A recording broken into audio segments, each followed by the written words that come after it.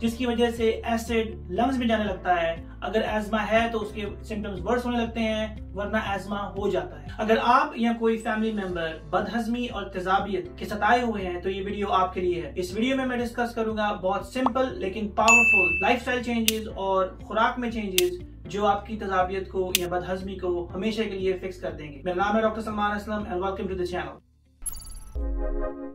Indigestion का मतलब बदहजमी और एसिड रिफ्लक्स का मतलब तेजाबियत, ये दोनों मुख्तलिफ चीजें हैं। हमारा हाजमा दो तरह से काम करता है, एक मैकेनिकल डाइजेशन और दूसरा केमिकल डाइजेशन। डाइजेशन बेसिकली पहली बाइट से लेकर बड़ी आंत तक चलती है। मैकेनिकल डाइजेशन से मुराद जब खाना स्टमक में पहुंचता है, जो कि एक सैक की तरह है, वो अपने आप को ऊपर और नीचे से बंद कर लेता है ताकि खाने को अच्छी तरह से मसला जा सके। और इस मसलने के प्रोसेस में खाना स्लिप होकर खुराक की नाली ऊपर की तरफ ना जाए और ना ही नीचे छोटी आंत की तरफ जाए। और दूसरा प्रोसेस जो खाना केमिकल्स के जरिए डाइजेस्ट किया जाता है उसे हम केमिकल डाइजेशन कहते हैं। मैदे में केमिकल डाइजेशन HCl के जरिए होती है, जिसे हम हाइड्रोक्लोरिक एसिड कहते हैं। ये एक बहुत स्ट्रॉन्ग एसिड है जिसे सिर्फ मैदा ही हैंडल कर सकता है। अगर किसी वजह से ये स्टमक से ऊपर या नीचे लीक होने लगे तो ये उन जगह पर इन्फ्लेमेशन कॉज करता है। अगर ये लीकिंग ऊपर खुराक की नाली की तरफ होने लगे तो इससे तेजाबियत, सीने में जलन या भारीपन महसूस होने लगता है, जिसे हम गर्ड कहते हैं। और अगर ये एसिड स्टमक की स्लो होने की वजह से ठीक से खाने में मिक्स ना हो और ये खाने के साथ छोटी आंत में चला जाए तो वहाँ गैस, पेट का फूलना या बदहजमी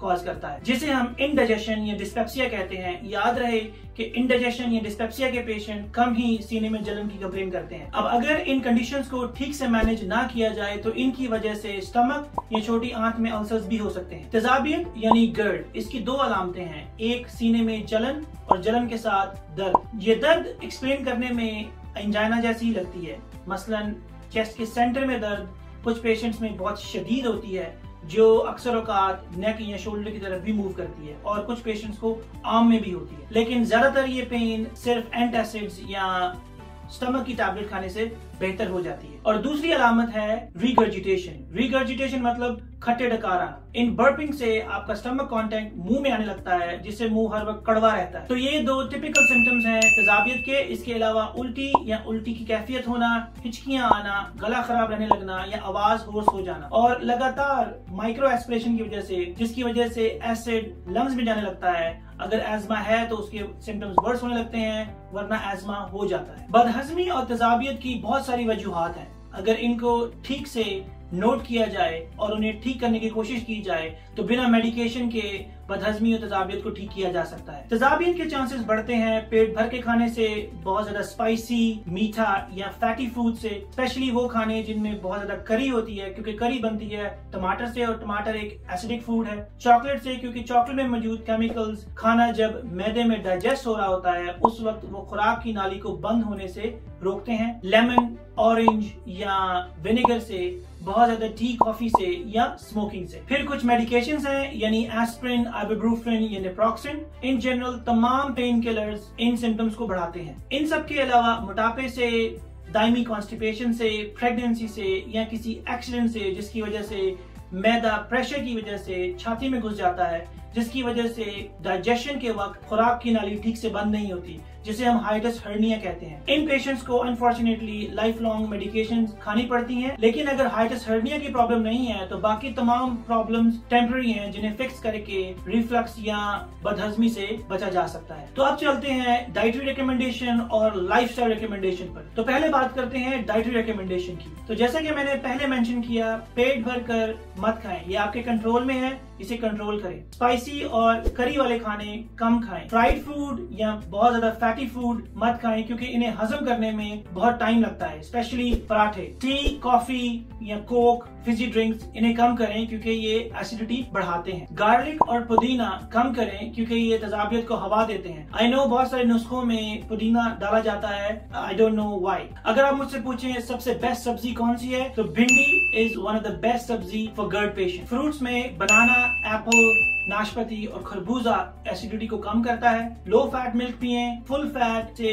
तेजाबियत ज्यादा हो सकती है। और आखिर में ginger tea is the best अगर आप टी ड्रिंकर हैं। वो हार्ट फैट बर्न को कम करती है। तो डाइट के साथ साथ लाइफस्टाइल मॉडिफिकेशन भी जरूरी है। सबसे पहले अगर आप स्मोकर हैं तो स्मोकिंग बंद करें, और अगर आपका वेट ज्यादा है तो उसे कम करने के लिए प्लानिंग करें। It will definitely help. खाना खाने के बाद रूटीन बनाए वॉक करने की। ऐसा करने से खाना जल्दी डाइजेस्ट होगा। लेट नाइट खाना खाने से परहेज करें। खाने में और लेटने में कम से कम 3 घंटे का गैप जरूर रखें। स्टमक नॉर्मली अबाउट 4 से 6 घंटे लेता है खाना डाइजेस्ट करने में। लेटते वक्त सीने को पेट से ऊपर रखें। ऐसा आप 2 पिलो यूज करके कर सकते हैं। अगर 2 पिलो ज्यादा है तो 1 पिलो को आप मैट्रेस के नीचे रख लें। अगर आपको नेक की प्रॉब्लम है तो आप अपने बेड की हेड साइड के नीचे दोनों तरफ एक ब्रेक रख सकते हैं। सिर्फ अपनी हेड साइड ऊपर रखने से आपके कफ, एस्मा और होर्सनेस के सिम्टम्स खत्म हो जाएंगे। कोशिश करें कि करवट पर मत सोएं, लेकिन अगर करवट पर सोना जरूरी है तो अपनी राइट साइड पर सोएं। ऐसा करने से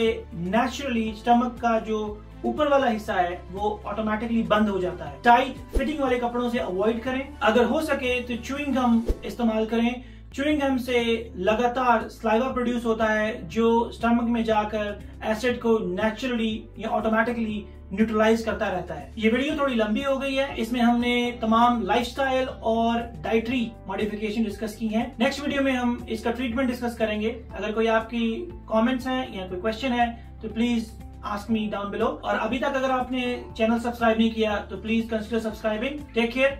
अल्लाह हाफिज।